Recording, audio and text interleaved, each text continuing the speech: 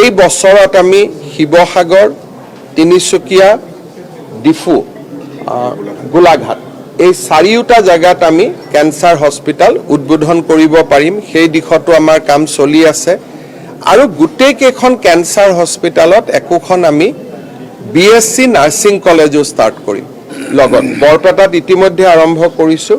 বাকি cancer hospital কেইখনৰ লগত আমি BSc নাৰ্ছিং কলেজ একোখনো আৰম্ভ কৰিম আৰু এই BSc নাৰ্ছিং কলেজ বিলাকত আমাৰ ষ্টুডেন্ট সকলক ইংৰাজী আৰু জাপানীজ ভাষাৰ আমি এক্সপোজাৰো দিম, যাতে ভৱিষ্যতে তেওঁলোকে সুন্দৰ কেৰিয়াৰ এটাও বনাব পাৰে।